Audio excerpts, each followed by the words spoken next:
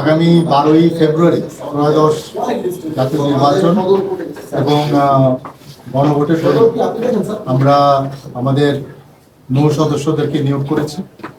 ইতিমধ্যে তাদেরকে আমরা বিভিন্ন ধরনের প্রশিক্ষণ দিয়েছি এবং স্পেশালি আমাদের বিভিন্ন ধরনের technology, drone, body cam operation, anti riot operation, non lethal weapon use, এই সংক্রান্ত বিভিন্ন বিষয়ে আমরা তাদেরকে প্রশিক্ষণ দিয়েছি, যারা যাতে তাদের দায়িত্ব আমাদের বিভিন্ন ভোট কেন্দ্রে তারা পালন করতে পারে। আপনারা জেনে খুশি হবেন যে আমরা সকল আইন শৃঙ্খলা বাহিনী এবং প্রশাসনের সাথে একসাথে কাজ করছি এবং তাদের সাথে বিভিন্ন সময়ে আমরা একই সাথে বিভিন্ন কোঅর্ডিনেশন মিটিং করে বিভিন্ন ঝুঁকি আমরা নির্ধারণ করছি এবং সেই অনুযায়ী আমরা অ্যাকশন নিচ্ছি। বাংলাদেশ নৌবাহিনী মোবাইল এবং স্ট্রাইকিং ফোর্স হিসাবে আমরা ত্রয়োদশ জাতীয় নির্বাচন এবং গণভোটে আমরা নিয়োজিত থাকব।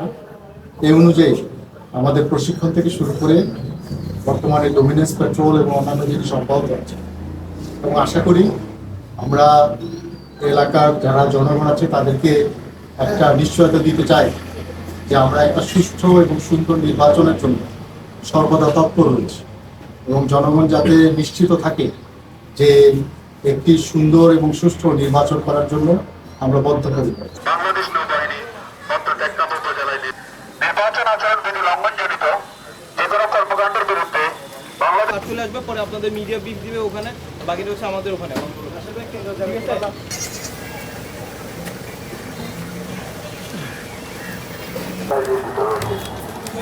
নির্বাচন পূর্ববর্তী ও পরবর্তী সময়ে নির্বাচন সুষ্ঠু করার লক্ষ্যে বদ্ধপরিকর।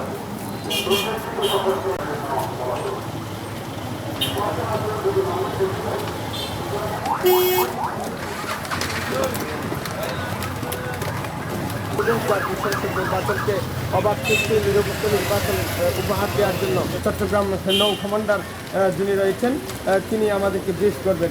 এখানে যেন নির্বাচনকে যিনি সহিংসতা তৈরি করতে না পারে সেজন্য তারা এই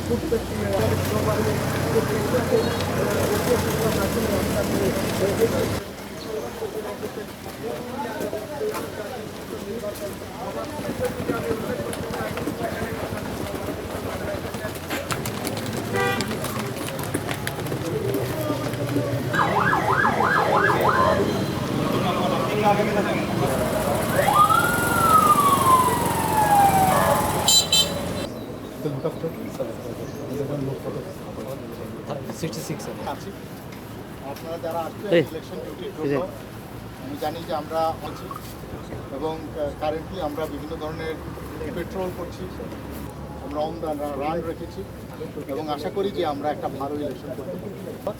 সেই কাজ করার জন্য আমরা বদ্ধপরিকর।